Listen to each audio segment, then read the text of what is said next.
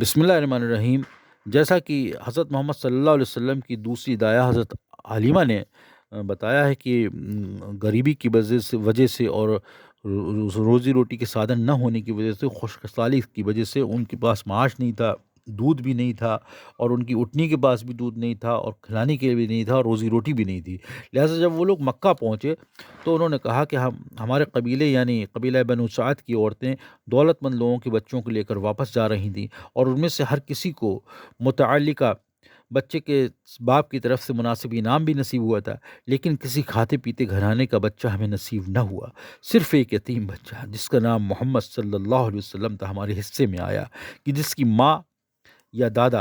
ہمیں کوئی قابل ذکر انعام یا تحفہ بھی نہ دے سکتے تھے۔ میں نے اپنے خاوند سے کہا کہ خالی ہاتھ لوٹنے سے تو اچھا یہی ہے کہ ہم اس بچے کو گود لے لیں، کیونکہ جیسا بھی ہو اس کا تعلق قبیلہ قریش سے ہے، اور جب یہ بڑا ہوگا تو اس کا شمار قریش کے بزرگوں میں ہوگا، اور یوں ہم گزشتہ تعلقات کی بنا پر مستقبل میں کوئی فائدہ حاصل کر سکیں گے۔ میرا شوہر یہ تجویز سن کر خوش ہوا، اور اس نے اس کو قبول کر لیا، اور ہم اپنے قبیلے کی دوسری عورتوں کے ساتھ واپس لوٹنے کی تیاری کرنے لگے۔ ابھی ہم مکہ سے آدھی منزل ہی دور نہ ہوئے تھے کہ میں نے بے پناہ تعجب کے عالم میں یہ دیکھا کہ میری دونوں چھاتیاں کچھ اس طرح دودھ سے بھر چکی ہیں کہ میں نے اپنے بچے کو بھی پیٹ بھر کر دودھ پلا دیا، اور حضرت محمد صلی اللہ علیہ وسلم کو بھی۔ حضرت محمد صلی اللہ علیہ وسلم کی ایک خوبی تھی کہ وہ ایک طرف سے دودھ پیتے تھے اور دوسری طرف کا دودھ اپنے رضائی بھائی، دودھ شریک بھائی کے لیے چھوڑ دیتے تھے۔ جب ہم اپنی منزل پر پہنچے تو میرے خامند نے اونٹنی کے تھنوں کی طرف اشارہ کرتے ہوئے کہا کہ حلیمہ ادھر دیکھ، ہماری اونٹنی کے تھن بھی دودھ سے بھر چکے ہیں۔ ہم دونوں نے جو بھوک سے نڈھالتے اونٹنی کا دودھ نکالا اور جی بھر کر پیا۔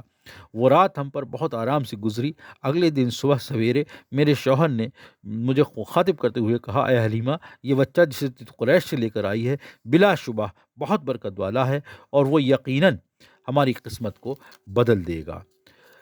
حضرت محمد صلی اللہ علیہ وسلم کو دودھ سے ہٹانے کے بعد حضرت حلیمہ نے انہیں ان کی والدہ حضرت آمنہ کے سپرد کر دیا، اور جیسا کہ ہم پہلے بیان کر چکے ہیں کہ حضرت محمد صلی اللہ علیہ وسلم کی والدہ اور ان کے دادا حضرت عبد المطلب ایک ایک کر کے دنیا سے رخصت ہو گئے، اور پیغمبر اسلام حضرت محمد صلی اللہ علیہ وسلم کے چچا حضرت ابو طالب نے ان کی سرپرستی اور کا فرض سنبھالا، اور انہیں 12 سال کی عمر میں اپنے ساتھ شام لے گئے۔ جب حضرت محمد صلی اللہ علیہ وسلم اپنے پہلے سفر سے شام سے واپس لوٹے تو انہیں دوبارہ مویشیوں کی پرورش کی ذمہ داری سونپ دی گئی۔ وہ ہر صبح بھیڑوں اور بکریوں کو لے کر صحرا بیابان ریگستان کی طرف نکل جاتے، اور جزیرہ عرب کی جھلسا دینے والی گرمی میں مویشیوں کی دیکھ بھال کرتے۔ جب تک غلے کی بھیڑیں دودھ دیتی، حضرت محمد صلی اللہ علیہ وسلم صحرا میں ان کے دودھ سے غذا حاصل کرتے، اور جب بھیڑوں کا دودھ خشک ہو جاتا تو پیغمبر اسلام حضرت محمد صلی اللہ علیہ وسلم کی غذا صحرائی پودوں اور ان کے ریشے ہوتے تھے۔ جب پیغمبر اسلام حضرت محمد صلی اللہ علیہ وسلم